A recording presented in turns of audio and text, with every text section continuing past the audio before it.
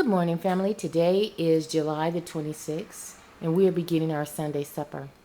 What are we cooking today? Well, guess what? We are cooking some creamy mozzarella Parmesan chicken. It is no fry. We're going to put that in the oven. We're also going to make some smothered cheddar potatoes and some curly mustard greens with smoked jowl. Let's get started on supper. I've already taken this chicken and washed it up very well. Today, the chicken that we're using today is some boneless, skinless thigh meat. And this is so easy and so simple, family. We're just going to throw this together and we're going to put it in our lasagna pan and we're going to put it in the oven. But first, let's hit it with a little bit of black pepper just to give that meat some extra seasoning.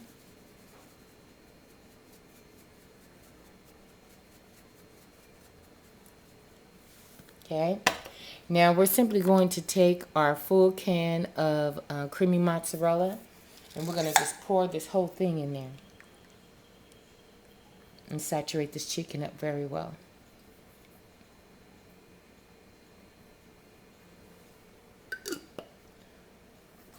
Now, this is a messy job, so let me wash my hands right quick so we can get this chicken mixed up. This is a very nasty job, so what I'm going to do is just use this one hand and I'm just going to saturate this chicken fully in this mozzarella sauce to ensure that it gets all over the chicken, completely coated.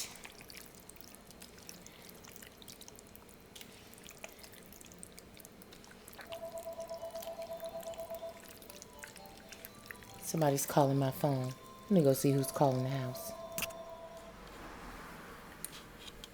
We have our chicken mixed up very well. So now what we're going to do is we're going to use our tongues for this because it kind of gets real messy. So we're going to simply coat it in our breadcrumbs like so.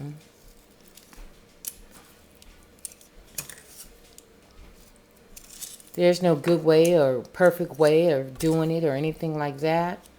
We're just going to coat it up a little bit. And we're going to put it in our lasagna pan. So let me get this pan lined. We're going to take the remaining mixture. We're going to hit it with our rubber spatula to ensure that we get at least most of it out. And what we're going to do is we're just going to simply drizzle it on top of the remaining chicken.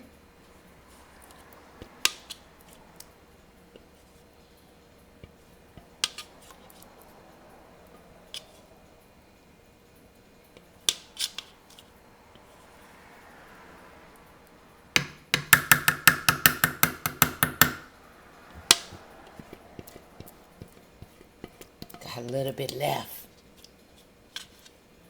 There we go. Okay. Now, after we take the rest of that out, we're going to take the rest of our breadcrumbs. It's just a little bit left.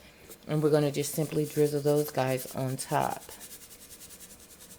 Now, you don't have to put these into your pan in a uniform fashion. They're going to bake and do what they do anyway.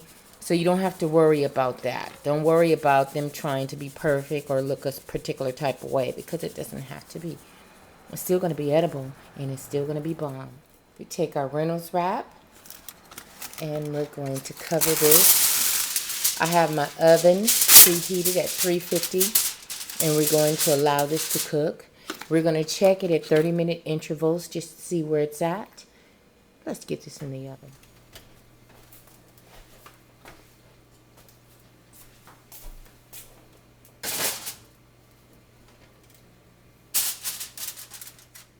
Today we're going to use our pressure cooker for our greens. So we're going to start off by putting in our smoked jowl. And I simply love the taste of this. I'm dropping things in there. I love the taste of smoked jowl. I like, of course, salt pork as well. But it's just something about that smoked jowl that I really, really like. And it adds really, really good flavor to your greens. So we're going to put that in there. And we're going to cover it about halfway with water.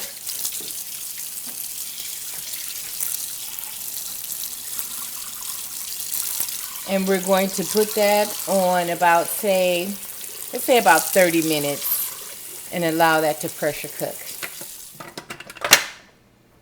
I'm going to put it on lock. Make sure the pressure is closed. And we're going to put it on steam. And we're going to cook it for 30 minutes.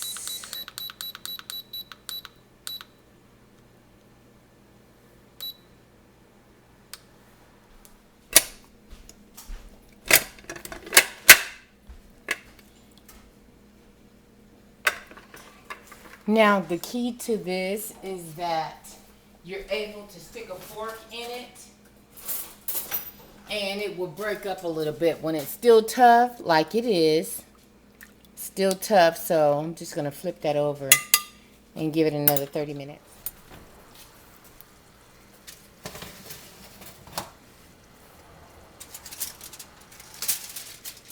Ooh, hot.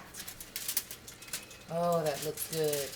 So we're going to take this off and let it cook a little bit with that off.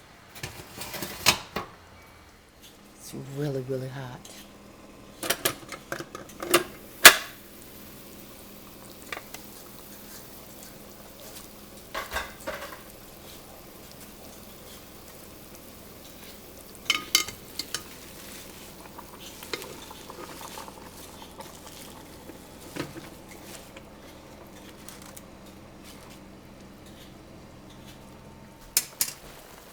I'm just going to put a little oil, a little canola oil.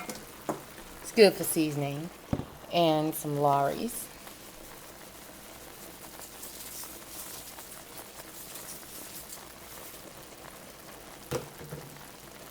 And some vinegar, white distilled. And some crushed red pepper. I do not put black pepper in my greens. It changes the taste of them. So I don't put them in there. But I do add about a tablespoon or so of sugar just for simple taste, just as a condiment.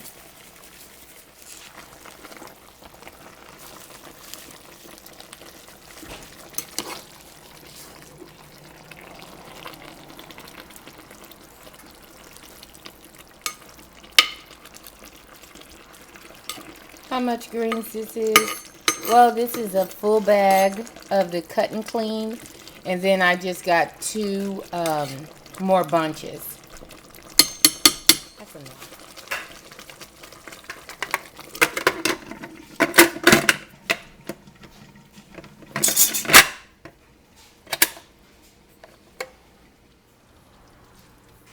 Okay, this is done, so I'm gonna get ready to take it out. Thanks, babe. Just gonna add a little Parmesan on top.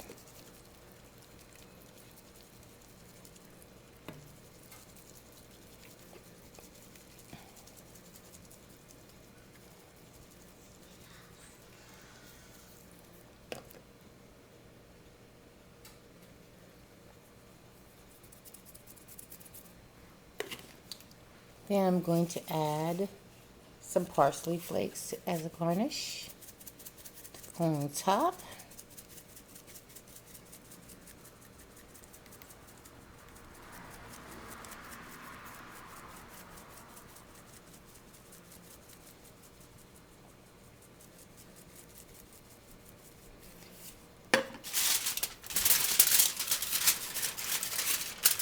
Just going to cover them up because they're done.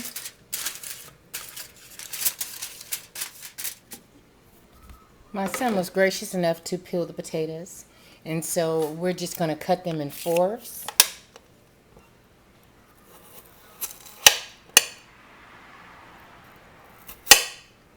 That's good enough.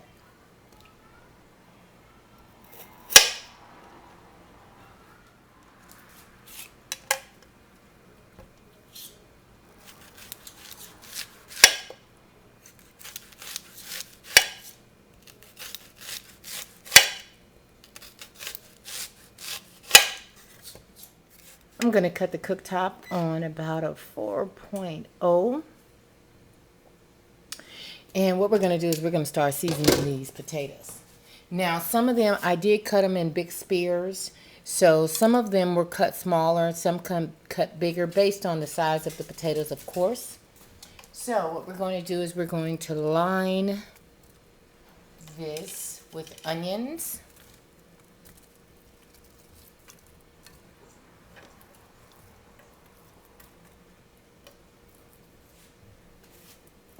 And then we're going to come through with some black pepper.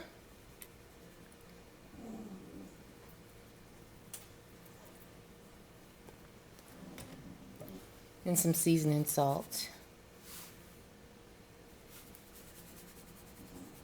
Now, you want to put some water at the bottom of your saucepan, but just enough so that it won't stick. You don't want to put enough of it like you're boiling it to make mashed potatoes. What we're doing is we're smothering them. So we just want a little bit in there. Let me kind of bring it up a little bit to see if, so you can see how much. You see that?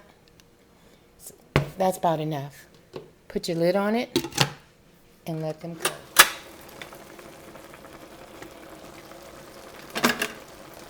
It's very, very hot, so be mindful of that.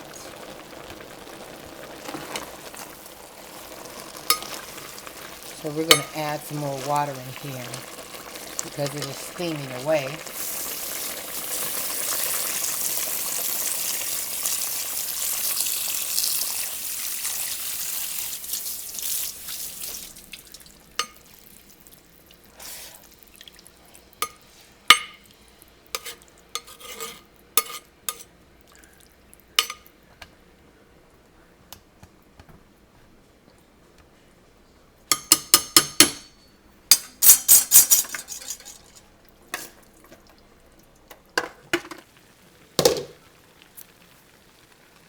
The main thing is that you want to be able to put a fork in it and it goes through smoothly.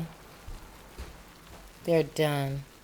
So I'm going to drain off some of this liquid because it makes our cheese extra soupy and we don't want that.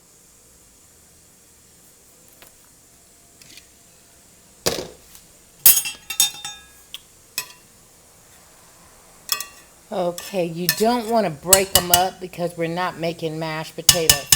So don't break them up. However, I am going to sprinkle just a tad bit more of seasoning salt in the areas that it has no seasoning. Just a little bit on those areas that don't have it. Okay, so I have the 4 cheese. And I also have the double cheddar. We're going to use the double cheddar on today. And we're simply going to just pour this on top of here like so.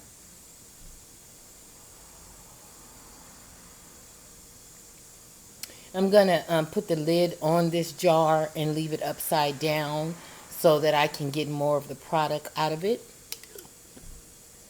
Like this. And I'm going to follow up with a little bit of marbled cheddar.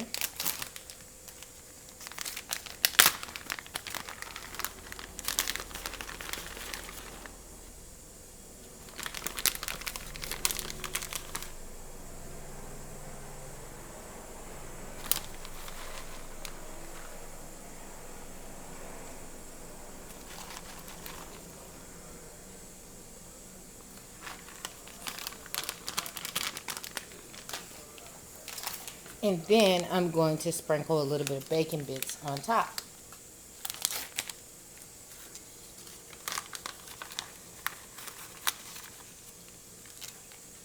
Oops.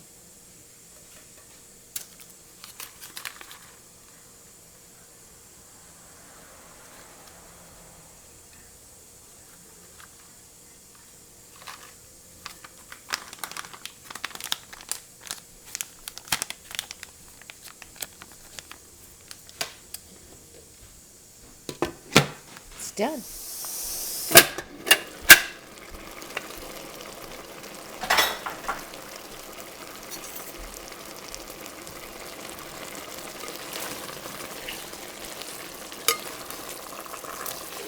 Oh yeah, it's done.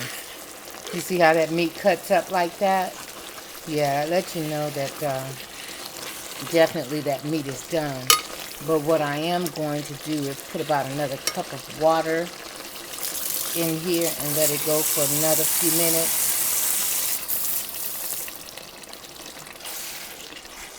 I'm going to taste it right quick and see if I need to add any more seasonings to it. And if that is the case, I'm going to add that. And if not, I'm just going to allow that to steam for another couple minutes. Yeah, let's let that go for another couple minutes. Let me taste it first.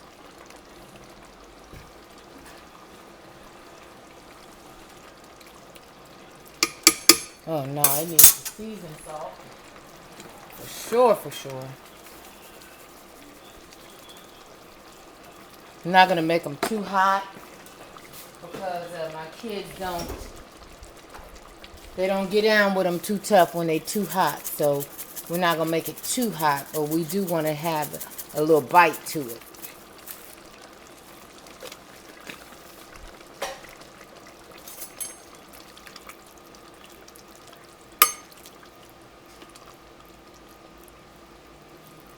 And also, let me also reiterate, when you add a little sugar to it, it's not to make your greens sweet, but it just takes the bite off the back end of that vinegar. And when all those ingredients blend together, it just gives it a good taste. You don't want them sweet, but it's just used as a condiment. All right. Let's let that go for a few more minutes, and then they should be done.